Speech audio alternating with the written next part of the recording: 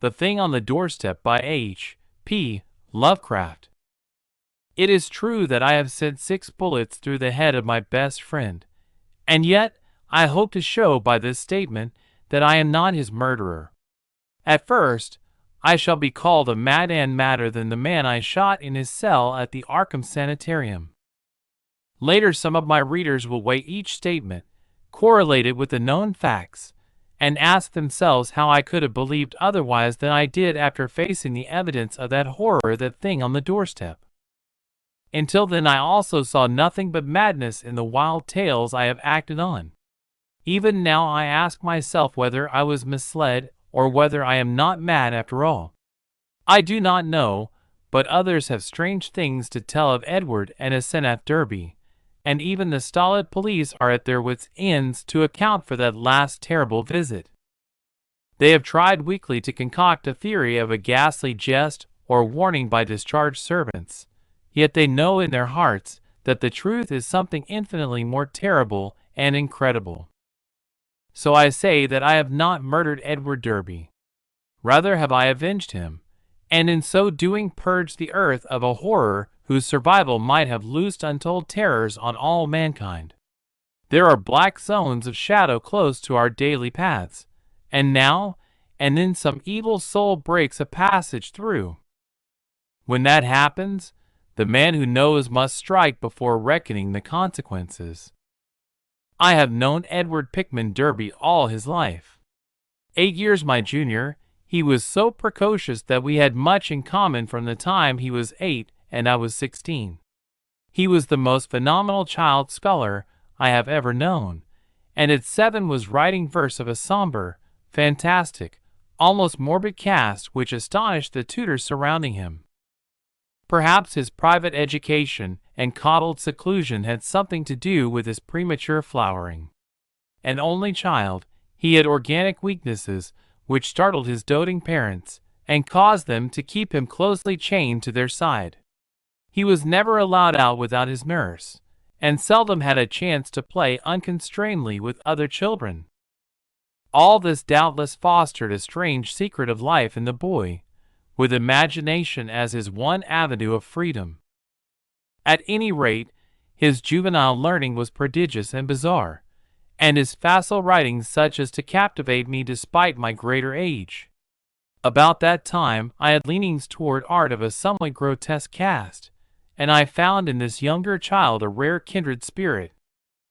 What lay behind our joint love of shadows and marbles was, no doubt, the ancient, moldering, and subtly fearsome town in which we live, witch-cursed, legend-haunted Arkham, whose huddled, sagging gambrel roofs and crumbling Georgian balustrades brood out the centuries beside the darkly muttering Miskatonic. As time went by, I turned to architecture and gave up my design of illustrating a book of Edward's demoniac poems, yet our comradeship suffered no lessening. Young Derby's odd genius developed remarkably, and in his 18th year his collected nightmare lyrics made a real sensation when issued under the title Azathoth and Other Horrors.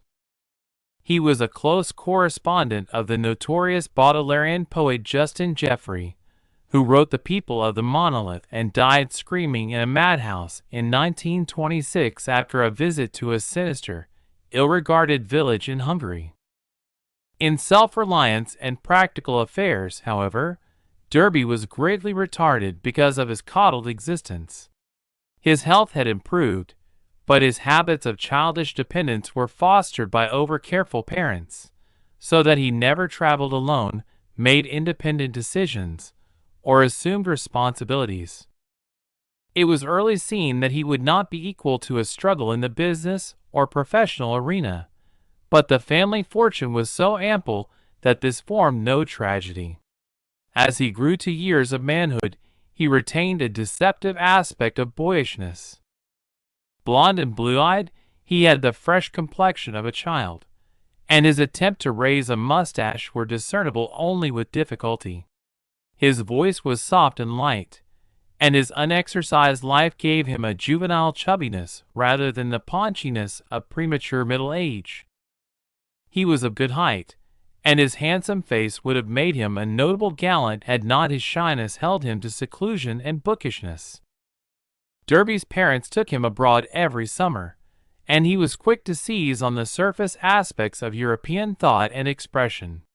His polite talents turned more and more toward the decadent, and other artistic sensitiveness and yearnings were half aroused in him. We had great discussions in those days. I had been through Harvard, had studied in a Boston architect's office, had married, and had finally returned to Arkham to practice my profession, settling in the family homestead in Saltonstall Street since my father had moved to Florida for his health. Edward used to call almost every evening, till I came to regard him as one of the household. He had a characteristic way of ringing the doorbell or sounding the knocker that grew to be a veritable code signal, so that after dinner I always listened for the familiar 3 brisk strokes followed by 2 more after a pause.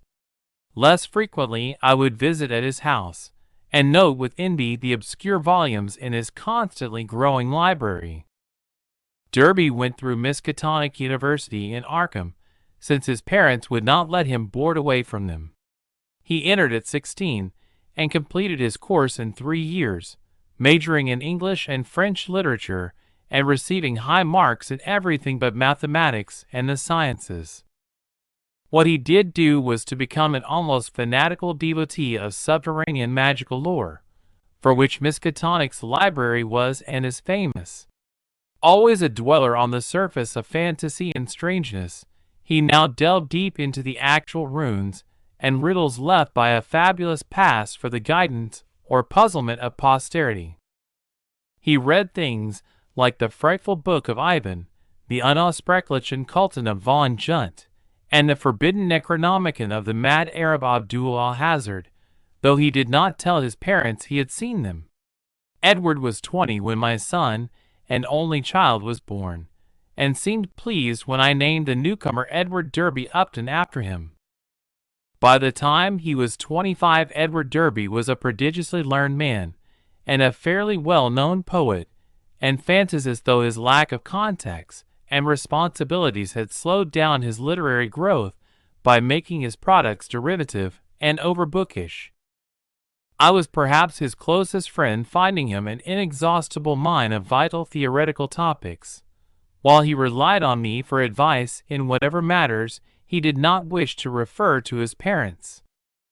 He remained single more through shyness, inertia, and parental protectiveness than through inclination, and moved in society only to the slightest and most perfunctory extent. When the war came, both health and ingrained timidity kept him at home. I went to Plattsburgh for a commission, but never got overseas. So the years wore on. Edward's mother died when he was 34, and for months he was incapacitated by some odd psychological malady. His father took him to Europe, however, and he managed to pull out of his trouble without visible effects. Afterward, he seemed to feel a sort of grotesque exhilaration, as if a partial escape from some unseen bondage. He began to mingle in the more advanced college set despite his middle age, and was present at some extremely wild doings, on one occasion paying heavy blackmail, which he borrowed of me, to keep his presence at a certain affair from his father's notice. Some of the whispered rumors about the wild Miskatonic set were extremely singular. There was even talk of black magic and of happenings utterly beyond credibility. Edward was 38 when he met Asenath Waite. She was, I judge, about 23 at the time, and was taking a special course in medieval metaphysics at Miskatonic. The daughter of a friend of mine had met her before in the Hall School at Kingsport, and had been inclined to shun her because of her odd reputation. She was dark, smallish, and very good-looking except for over-protuberant eyes, but something in her expression alienated extremely sensitive people. It was, however, largely her origin and conversation which caused average folk to avoid her.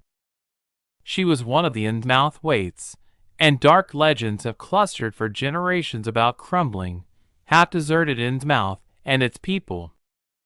There are tales of horrible bargains about the year 1850, and of a strange element, not quite human, in the ancient families of the rundown fishing port tales, such as only old-time Yankees can devise and repeat with proper awesomeness. Asenath's case was aggravated by the fact that she was Ephraim Waite's daughter, the child of his old age by an unknown wife who always went veiled. Ephraim lived in a half-decayed mansion in Washington Street, Innsmouth, and those who had seen the place, Arkham folk avoid going to Innsmouth whenever they can, declared that the attic windows were always boarded, and that strange sound sometimes floated from within as evening drew on. The old man was known to have been a prodigious magical student in his day, and legend averred that he could raise or quell storms at sea according to his whim.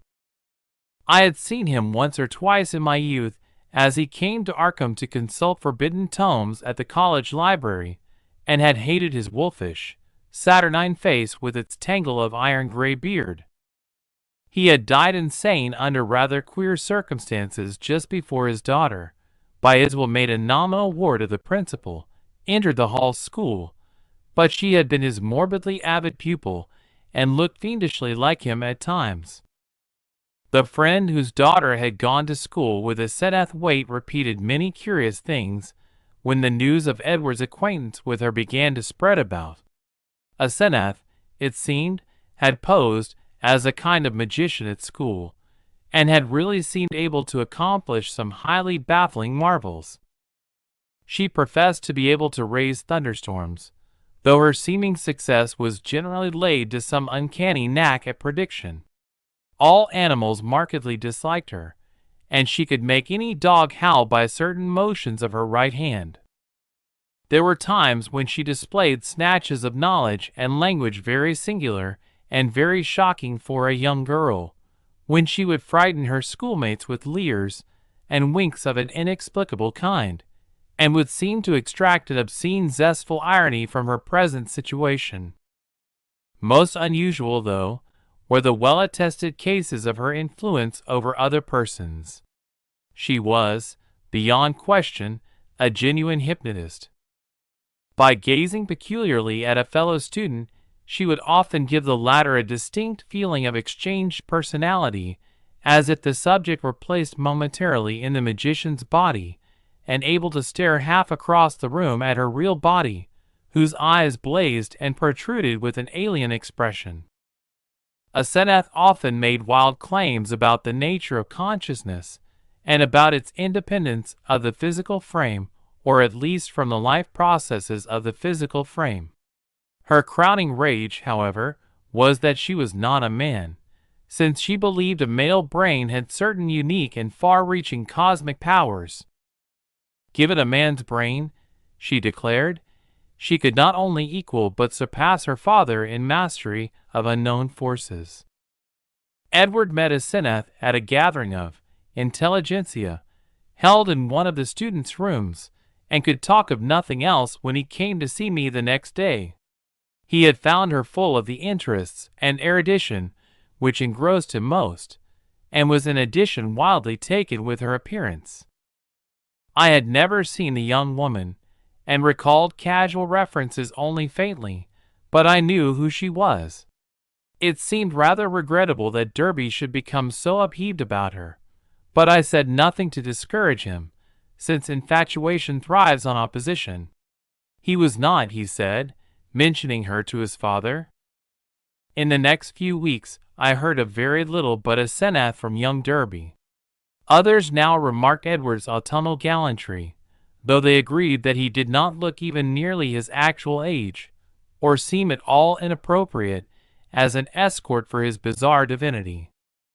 He was only a trifle paunchy despite his indolence and self-indulgence, and his face was absolutely without lines. Asenath, on the other hand, had the premature crow's feet which come from the exercises of an intense will. About this time Edward brought the girl to call on me, and I at once saw that his interest was by no means one-sided. She eyed him continually with an almost predatory air, and I perceived that their intimacy was beyond untangling. Soon afterward, I had a visit from old Mr. Derby, whom I had always admired and respected. He had heard the tales of his son's new friendship, and had wormed the whole truth out of the boy. Edward meant to marry Asenath, and had even been looking at houses in the suburbs. Knowing my usually great influence with his son, the father wondered if I could help to break the ill-advised affair off, but I regretfully expressed my doubts. This time, it was not a question of Edward's weak will but of the woman's strong will. The perennial child had transferred his dependence from the parental image to a new and stronger image, and nothing could be done about it. The wedding was performed a month later by a justice of the peace, according to the bride's request. Mr. Derby, at my advice, offered no opposition, and he, my wife, my son, and I attended the brief ceremony, the other guests being wild young people from the college.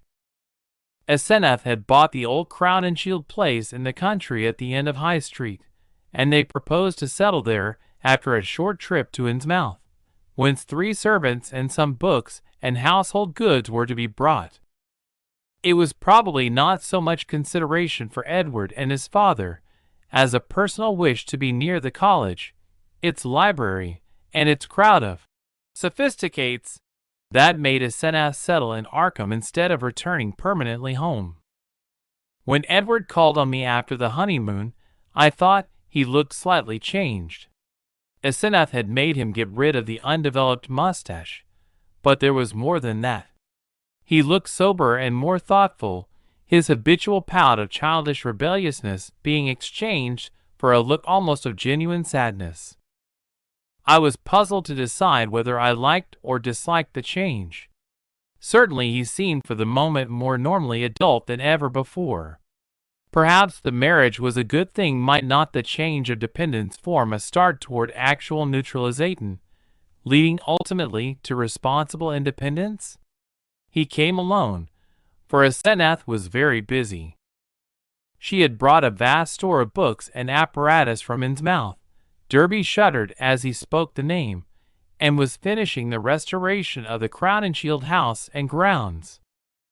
Her home in that town was a rather disgusting place, but certain objects in it had taught him some surprising things. He was progressing fast in esoteric lore now that he had Asenath's guidance. Some of the experiments she proposed were very daring and radical. He did not feel at liberty to describe them, but he had confidence in her powers and intentions. The 3 servants were very queer, an incredibly aged couple who had been with old Ephraim, and referred occasionally to him and to Asenath's dead mother in a cryptic way, and a swarthy young wench who had marked anomalies of feature and seemed to exude a perpetual odor of fish. For the next 2 years I saw less and less of Derby.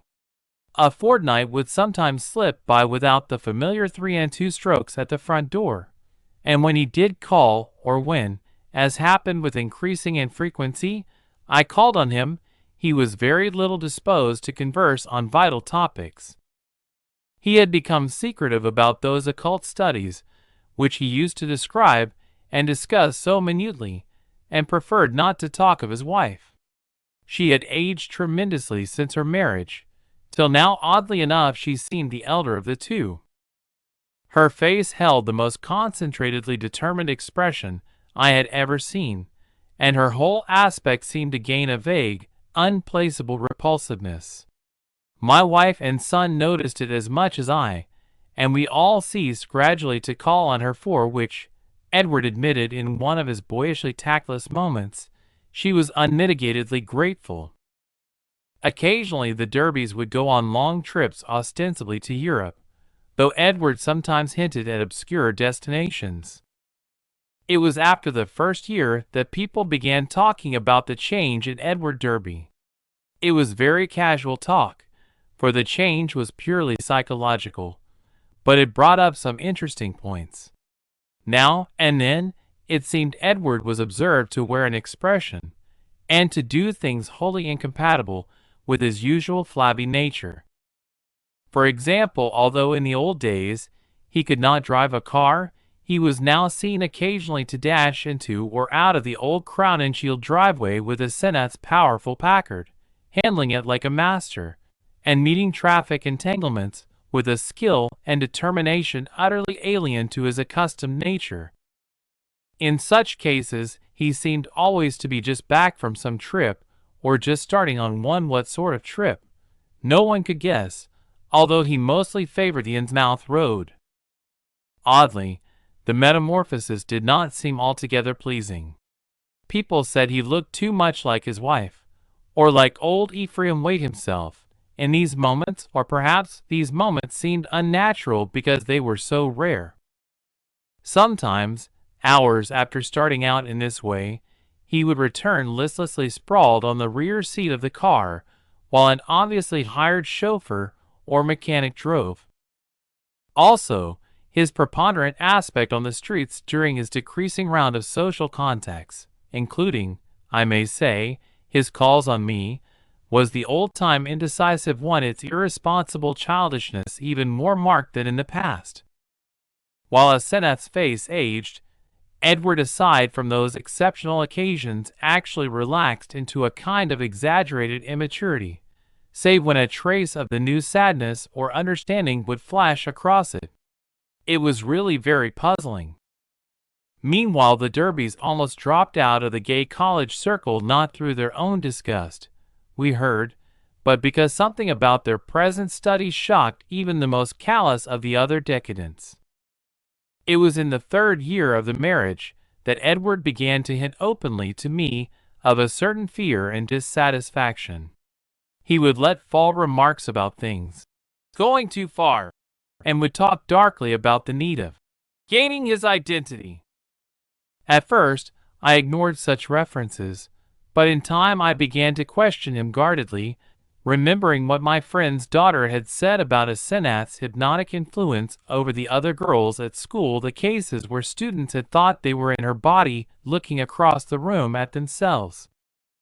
This questioning seemed to make him at once alarmed and grateful, and once he mumbled something about having a serious talk with me later. About this time old Mr. Derby died, for which I was afterward very thankful. Edward was badly upset, though by no means disorganized. He had seen astonishingly little of his parent since his marriage, for Asenath had concentrated in herself all his vital sense of family linkage. Some called him callous in his loss, especially since those jaunty and confident moods in the car began to increase. He now wished to move back into the old family mansion, but Asenath insisted on staying in the Crown and Shield house, to which he had become well adjusted.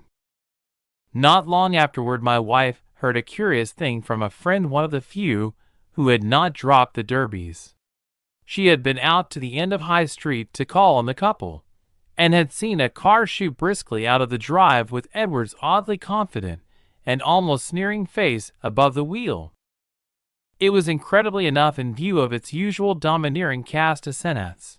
Yet the caller had vowed that in that instant the sad, muddled eyes of poor Edward were gazing out from it. Edward's calls now grew a trifle more frequent, and his hints occasionally became concrete.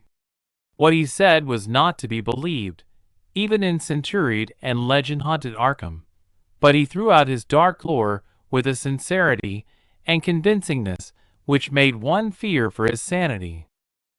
He talked about terrible meetings in lonely places, of cyclopean ruins in the heart of the Maine woods beneath which vast staircases led down to abysses of night secrets, of complex angles that led through invisible walls to other regions of space and time, and of hideous exchanges of personality that permitted explorations in remote and forbidden places, on other worlds, and in different space-time continua.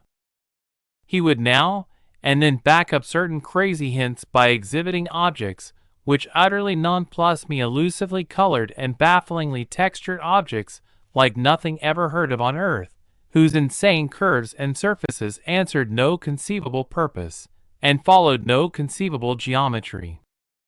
These things, he said, came from outside, and his wife knew how to get them. Sometimes, but always in frightened and ambiguous whisper, he would suggest things about old Ephraim Waite, whom he had seen occasionally at the college library in the old days. These adumbrations were never specific, but seemed to revolve around some especially horrible doubt as to whether the old wizard were really dead in a spiritual as well as corporeal sense. At times Derby would halt abruptly in his revelations, and I wondered whether Asenath could possibly have divined his speech at a distance and cut him off through some unknown sort of telepathic mesmerism, some power of the kind she had displayed at school. Certainly, she suspected that he told me things, for as the weeks passed she tried to stop his visits with words and glances of a most inexplicable potency. Only with difficulty could he get to see me, for although he would pretend to be going somewhere else, some invisible force would generally clog his motions or make him forget his destination for the time being. His visits usually came when Asenath was away in her own body, as he once oddly put it. She always found out later the servants watched his goings and coming, but evidently she thought it inexpedient to do anything drastic. Derby had been married more than 3 years on that August day when I got that telegram from Maine. I had not seen him for 2 months, but had heard he was away on business. Asenath was supposed to be with him, though watchful gossip declared there was someone upstairs in the house behind the doubly curtained windows. They had watched the purchases made by the servants, and now the town marshal of Chesuncook had wired of the draggled madman who stumbled out of the woods with delirious ravings and screamed to me for protection. It was Edward, and he had been just able to recall his own name and address. Chesuncook is close to the wildest, deepest, and least explored forest belt in Maine, and it took a whole day of feverish jolting through fantastic and forbidding scenery to get there in a car. I found Derby in a cell at the town farm, vacillating between frenzy and apathy. He knew me at once, and began pouring out a meaningless, half-incoherent torrent of words in my direction. "Dan, for God's sake! The pit of the Shoggoths! Down the 6,000 steps, the abomination of abominations! I never would let her take me, and then I found myself there. Shub-Niggurath!" The shape rose up from the altar, and there were 500 that howled. The hooded thing bleated, "Camug! Camug!" That was old Ephraim's secret name in the coven. I was there, where she promised she wouldn't take me a minute before I was locked in the library, and then I was there where she had gone with my body in the place of utter blasphemy. The unholy pit where the black realm begins, and the watcher guards the gate. I saw a Shoggoth that changed shape. I can't stand it. I'll kill her if she ever sends me there again. I'll kill that entity, I'll kill it. I'll kill it with my own hands. It took me an hour to quiet him, but he subsided at last. The next day I got him decent clothes in the village, and set out with him for Arkham. His fury of hysteria was spent, and he was inclined to be silent, though he began muttering darkly to himself when the car passed through Augusta, as if the sight of a city aroused unpleasant memories. It was clear that he did not wish to go home, and considering the fantastic delusions he seemed to have about his wife, delusions undoubtedly springing from some actual hypnotic ordeal to which he had been subjected, I thought it would be better if he did not. I would, I resolved, put him up myself for a time, no matter what unpleasantness it would make with Asenath. Later I would help him get a divorce, for most assuredly there were mental factors which made this marriage suicidal for him. When we struck open country again, Derby's muttering faded away, and I let him nod and drowse on the seat beside me as I drove. During our sunset dash through Portland the muttering commenced again, more distinctly than before, and as I listened I caught a stream of utterly insane drivel about Asenath. The extent to which she had preyed on Edward's nerves was plain, for he had woven a whole set of hallucinations around her. His present predicament, he mumbled furtively, was only one of a long series. She was getting hold of him, and he knew that someday she would never let go. Even now, she'd probably let him go only when she had to, because she couldn't hold on long at a time. She constantly took his body and went to nameless places for nameless rites, leaving him in her body and locking him upstairs, but sometimes she couldn't hold on, and he would find himself suddenly in his own body again in some far-off, horrible, and perhaps unknown place. Sometimes she'd get hold of him again, and sometimes she couldn't. Often he was left stranded somewhere as I had found him time, and again he had to find his way home from frightful distances, getting somebody to drive the car after he found it. The worst thing was that she was holding on to him longer and longer at a time. She wanted to be a man, to be fully human. That was why she got hold of him. She had sensed the mixture of fine-wrought brain and weak will in him. Some day she would crowd him out and disappear with his body, disappear to become a great magician like her father, and leave him marooned in that female shell that wasn't even quite human. Yes, he knew about the in-mouth blood now. There had been traffic with things from the sea. It was horrible. And old Ephraim, he had known the secret, and when he grew old did a hideous thing to keep alive. He wanted to live forever. As Senath would succeed. One successful demonstration had taken place already.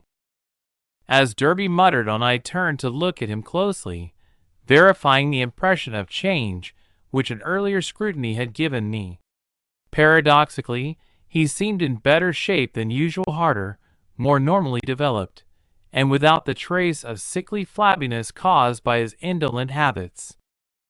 It was as if he had been really active and properly exercised for the first time in his coddled life, and I judged that Asenath's force must have pushed him into unwanted channels of motion and alertness. But just now his mind was in a pitiable state, for he was mumbling wild extravagances about his wife, about black magic, about old Ephraim, and about some revelation which would convince even me. He repeated names which I recognized from bygone browsings in forbidden volumes, and at times made me shudder with a certain thread of mythological consistency or convincing coherence which ran through his maundering. Again and again he would pause, as if to gather courage for some final and terrible disclosure. Dan, don't you remember him, Wild Eyes, and the unkempt beard that never turned white? He glared at me once, and I never forgot it. Now she glares that way, and I know why. He found it in the Necronomicon, the formula. I don't dare tell you the page yet, but when I do you can read and understand. Then you will know what has engulfed me. On body to body to body, he means never to die. The life glow, he knows how to break the link. It can flicker on a wall even when the body is dead. I'll give you hints and maybe you'll guess. Listen, Dan, do you know why my wife always takes such pains with that silly backhand writing? Have you ever seen a manuscript of old Ephraim's? Do you want to know why I shivered when I saw some hasty notes Asenath had jotted down? Asenath, is there such a person? Why did they think there was poison in old Ephraim's stomach? Why do the Gilmans whisper about the way he shrieked like a frightened child when he went mad and Asenath locked him up in the padded attic room where the other had been? Was it old Ephraim's soul that was locked in? Who locked in whom?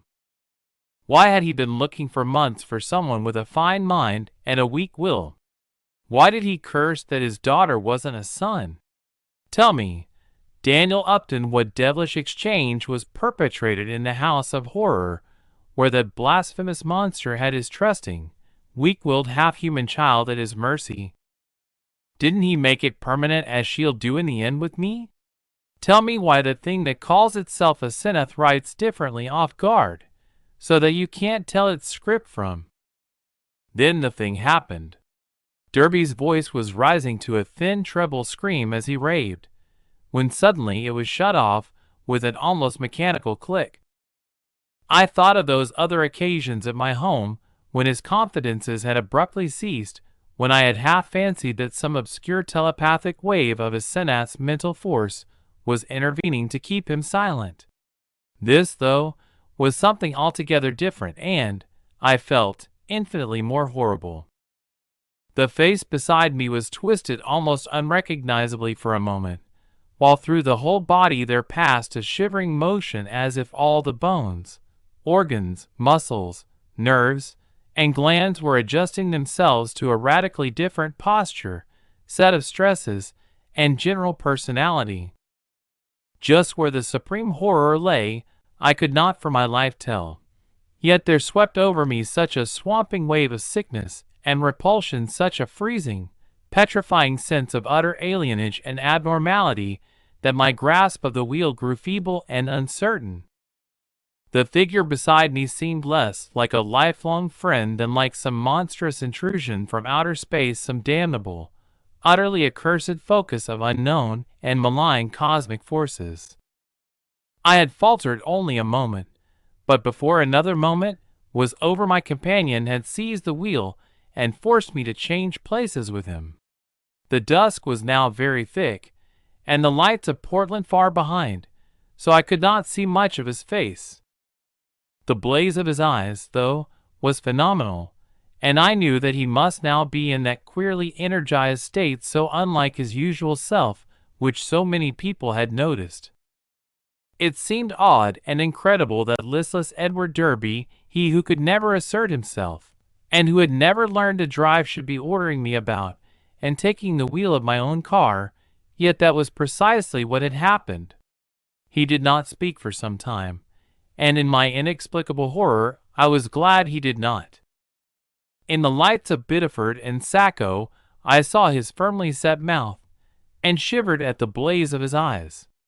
The people were right, he did look damnably like his wife, and like old Ephraim, when in these moods. I did not wonder that the moods were disliked. There was certainly something unnatural in them, and I felt the sinister element all the more because of the wild ravings I had been hearing. This man, for all my lifelong knowledge of Edward Pickman Derby, was a stranger, an intrusion of some sort from the black abyss. He did not speak until we were on a dark stretch of road, and when he did his voice seemed utterly unfamiliar.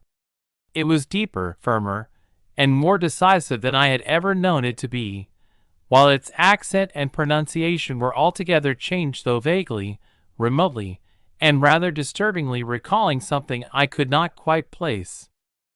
There was, I thought, a trace of very profound and very genuine irony in the timbre, not the flashy, meaninglessly jaunty pseudo-irony of the callow sophisticate, which Derby had habitually affected, but something grim, basic, pervasive, and potentially evil. I marveled at the self-possession, so soon following the spell of panic-struck muttering. "I hope you'll forget my attack back there, Upton," he was saying. "You know what my nerves are, and I guess you can excuse such things. I'm enormously grateful, of course, for this lift home. And you must forget, too, any crazy things I may have been saying about my wife and about things in general. That's what comes from overstudy in a field like mine. My philosophy is full of bizarre concepts, and when the mind gets worn out it cooks up all sorts of imaginary concrete applications. I shall take a rest from now on. You probably won't see me for some time, and you needn't blame a Senath for it. This trip was a bit queer, but it's really very simple. There are certain Indian relics in the north with standing stones, and all that, which mean a good deal in folklore, and a Senath and I are following that stuff up. It was a hard search, so I seem to have gone off my head. I must send somebody for the car when I get home. A month's relaxation will put me on my feet." I do not recall just what my own part of the conversation was, for the baffling alienage of my seatmate filled all my consciousness. With every moment my feeling of elusive cosmic horror increased, till at length I was in a virtual delirium of longing for the end of the drive. Derby did not offer to relinquish the wheel, and I was glad of the speed with which Portsmouth and Newburyport flashed by. At the junction where the main highway runs inland and avoids Innsmouth, I was half afraid my driver would take the bleak shore road that goes through that damnable place.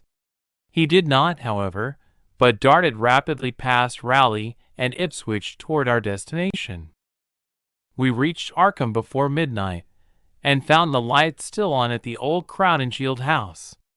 Derby left the car with a hasty repetition of his thanks, and I drove home alone with a curious feeling of relief. It had been a terrible drive, all the more terrible because I could not quite tell why, and I did not regret Derby's forecast of a long absence from my company. The next 2 months were full of rumors. People spoke of seeing Derby more and more in his new energized state, and Asenath was scarcely ever in to her callers. I had only one visit from Edward, when he called briefly in Asenath's car duly reclaimed from wherever he had left it in Maine to get some books he had lent me. He was in his new state, and paused only long enough for some evasively polite remarks. It was plain that he had nothing to discuss with me when in this condition, and I noticed that he did not even trouble to give the old 3 and 2 signal when ringing the doorbell. As on that evening in the car, I felt a faint, infinitely deep horror which I could not explain, so that his swift departure was a prodigious relief. In mid-September Derby was away for a week, and some of the decadent college set talked knowingly of the matter, hinting at a meeting with the notorious cult leader, lately expelled from England, who had established headquarters in New York. For my part, one could not get that strange ride from Maine out of my head. The transformation I had witnessed had affected me profoundly, and I caught myself again and again trying to account for the thing, and for the extreme horror it had inspired in me. But the oddest rumors were those about the sobbing in the old Crown and Shield house. The voice seemed to be a woman's, and some of the younger people thought it sounded like Asenath's. It was heard only at rare intervals, and would sometimes be choked off as if by force. There was talk of an investigation, but this was dispelled one day when Asenath appeared in the streets and chatted in a sprightly way with a large number of acquaintances, apologizing for her recent absence and speaking incidentally about the nervous breakdown and hysteria of a guest from Boston. The guest was never seen, but Asenath's appearance left nothing to be said. And then someone complicated matters by whispering that the sobs had once or twice been in a man's voice. One evening in mid-October, I heard the familiar 3 and 2 ring at the front door. Answering it myself, I found Edward on the steps, and saw in a moment that his personality was the old one which I had not encountered since the day of his ravings on that terrible ride from Chesuncook. His face was twitching with a mixture of odd emotions in which fear and triumph seemed to share dominion, and he looked furtively over his shoulder as I closed the door behind him. Following me clumsily to the study, he asked for some whiskey to steady his nerves. I forbore to question him, but waited till he felt like beginning whatever he wanted to say. At length he ventured some information in a choking voice. "Asenath is gone, Dan. We had a long talk last night while the servants were out, and I made her promise to stop preying on me. Of course, I had certain occult defenses I never told you about. She had to give in, but got frightfully angry. Just packed up and started for New York, walked right out to catch the 8:20 into Boston. I suppose people will talk, but I can't help that. You needn't mention that there was any trouble, just say she's gone on a long research trip. She's probably going to stay with one of her horrible groups of devotees. I hope she'll go west and get a divorce anyhow. I've made her promise to keep away and let me alone. It was horrible, Dan. She was stealing my body, crowding me out, making a prisoner of me. I lay low and pretended to let her do it, but I had to be on the watch. I could plan if I was careful, for she can't read my mind literally or in detail. All she could read of my planning was a sort of general mood of rebellion, and she always thought I was helpless. Never thought I could get the best of her, but I had a spell or two that worked. Derby looked over his shoulder and took some more whiskey. I paid off those damn servants this morning when they got back. They were ugly about it and asked questions, but they went. They're her kin and mouth people and were hand and glove with her. I hope they'll let me alone. I didn't like the way they laughed when they walked away. I must get as many of Dad's old servants again as I can. I'll move back home now. I suppose you think I'm crazy, Dan, but Arkham history ought to hint at things that back up what I've told you and what I'm going to tell you. You've seen one of the changes, too, in your car after I told you about a Senath that day coming home from Maine. That was when she drove me out of my body. The last thing I remember was when I was all worked up trying to tell you what that she-devil is. Then she got me, and in a flash I was back at the house in the library where those damn servants had me locked up, and in that cursed fiend's body that isn't even human.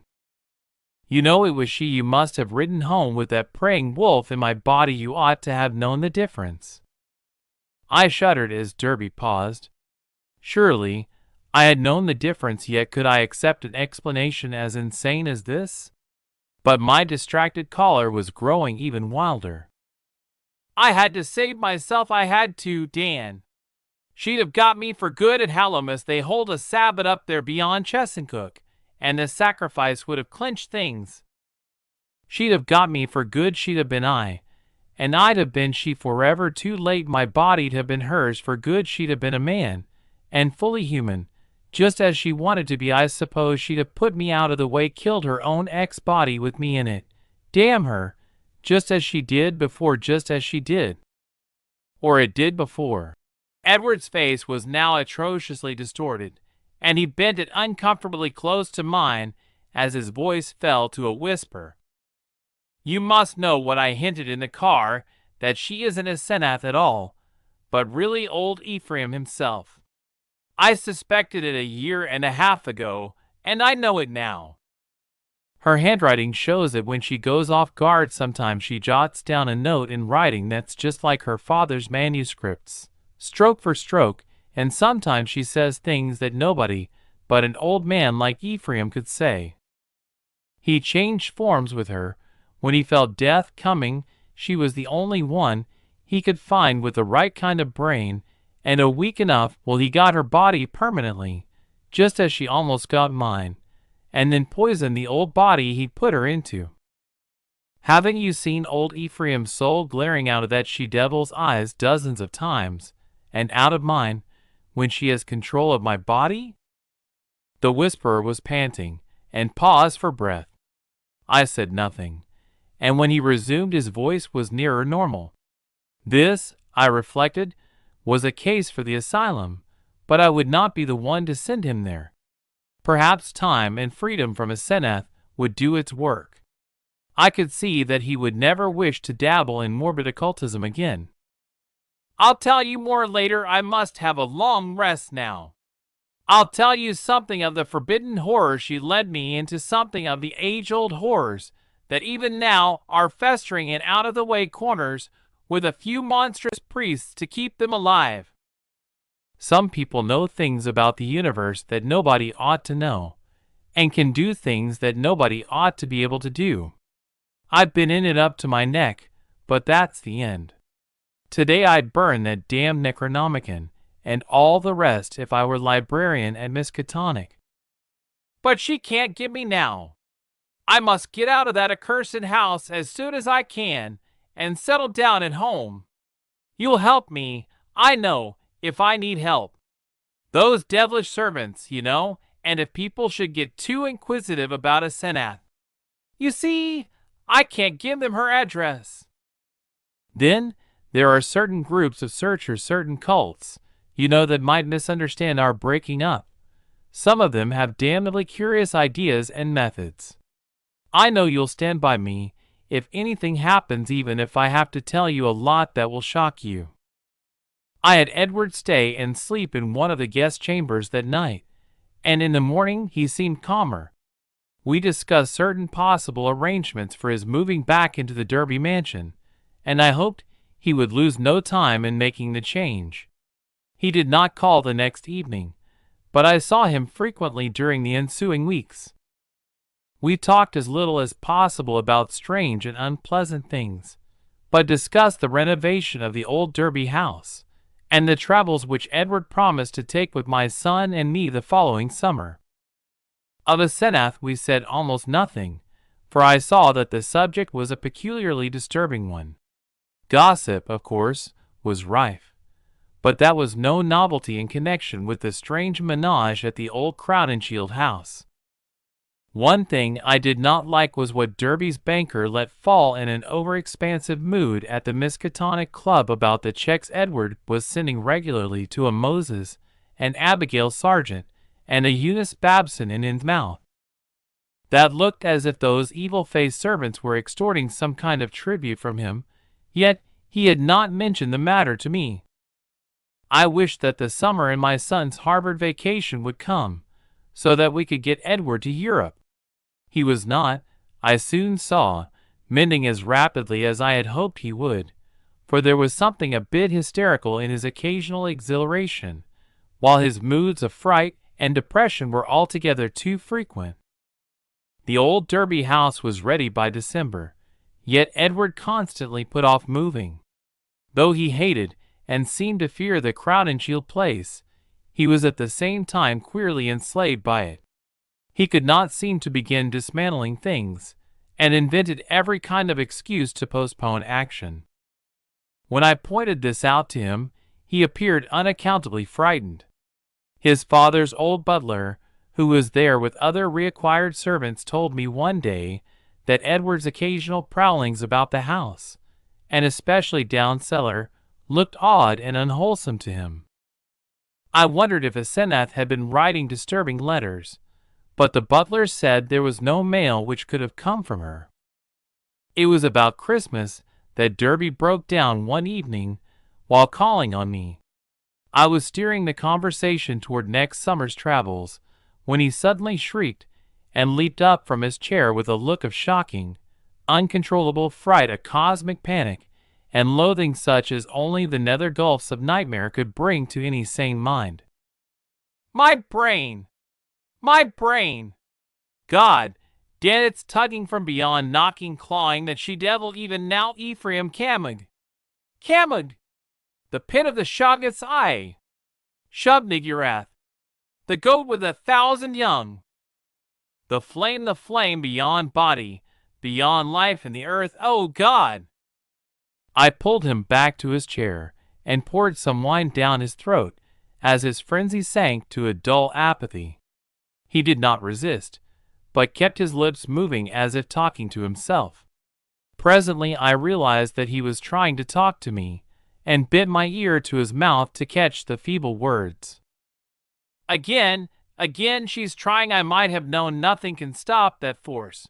Not distance nor magic, nor death. It comes and comes, mostly in the night. I can't leave. It's horrible. Oh God, Dan, if you only knew as I do just how horrible it is. When he had slumped down into a stupor, I propped him with pillows and let normal sleep overtake him. I did not call a doctor, for I knew what would be said of his sanity, and wished to give nature a chance if I possibly could. He waked at midnight, and I put him to bed upstairs, but he was gone by morning. He had let himself quietly out of the house, and his butler, when called on the wire, said he was at home pacing about the library. Edward went to pieces rapidly after that.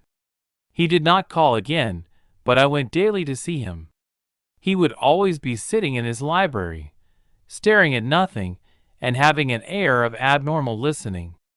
Sometimes he talked rationally, but always on trivial topics. Any mention of his trouble, of future plans, or of Asenath would send him into a frenzy. His butler said he had frightful seizures at night, during which he might eventually do himself harm. I had a long talk with his doctor, banker, and lawyer, and finally took the physician with 2 specialist colleagues to visit him. The spasms that resulted from the first questions were violent and pitiable, and that evening a closed car took his poor struggling body to the Arkham Sanitarium. I was made his guardian and called on him twice weekly, almost weeping to hear his wild shrieks, awesome whispers, and dreadful, droning repetitions of such phrases as, "I had to do it, I had to do it, it'll get me down there in the dark, mother. Mother! Dan! Save me, dash!" How much hope of recovery there was, no one could say, but I tried my best to be optimistic. Edward must have a home if he emerged, so I transferred his servants to the Derby mansion, which would surely be a sane choice. What to do about the Crown and Shield place with its complex arrangements and collections of utterly inexplicable objects I could not decide, so left it momentarily untouched, telling the Derby household to go over and dust the chief rooms once a week, and ordering the furnace man to have a fire on those days. The final nightmare came before Candlemas, heralded, in cruel irony, by a false gleam of hope. One morning late in January, the sanitarium telephoned to report that Edward's reason had suddenly come back. His continuous memory, they said, was badly impaired, but sanity itself was certain. Of course, he must remain some time for observation, but there could be little doubt of the outcome. All going well, he would surely be free in a week. I hastened over in a flood of delight, but stood bewildered when a nurse took me to Edward's room. The patient rose to greet me, extending his hand with a polite smile, but I saw in an instant that he bore the strangely energized personality which had seemed so foreign to his own nature, the competent personality I had found so vaguely horrible, and which Edward himself had once vowed was the intruding soul of his wife. There was the same blazing vision, so like Asenath's and old Ephraim's, and the same firm mouth, and when he spoke I could sense the same grim, pervasive irony in his voice, the deep irony so redolent of potential evil. This was the person who had driven my car through the night 5 months before, the person I had not seen since that brief call when he had forgotten the old-time doorbell signal and stirred such nebulous fears in me, and now he filled me with the same dim feeling of blasphemous alienage and ineffable cosmic hideousness. He spoke affably of arrangements for release, and there was nothing for me to do but assent, despite some remarkable gaps in his recent memories. Yet I felt that something was terribly, inexplicably wrong and abnormal. There were horrors in this thing that I could not reach.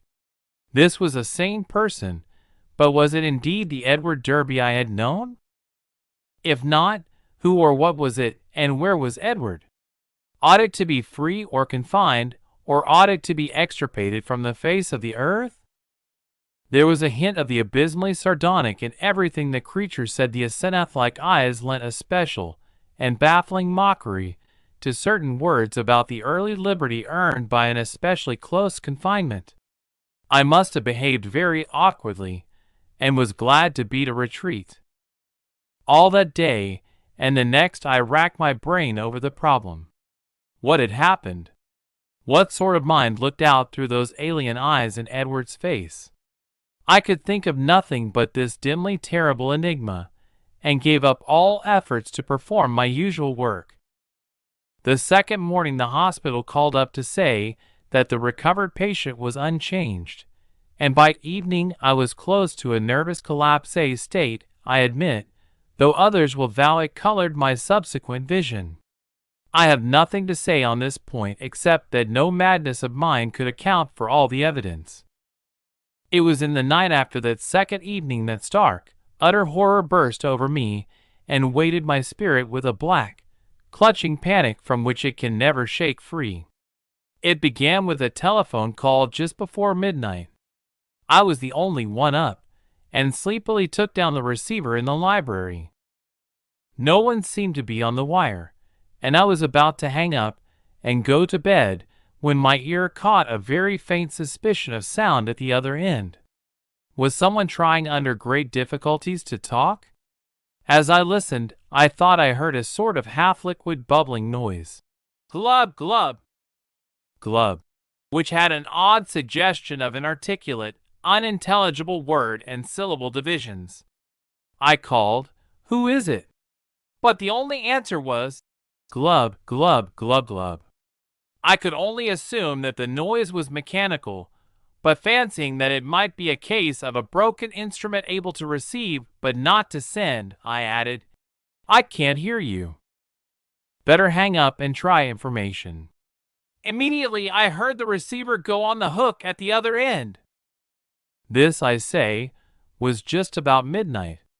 When the call was traced, afterward it was found to come from the old Crown and Shield house, though it was fully half a week from the housemaid's day to be there.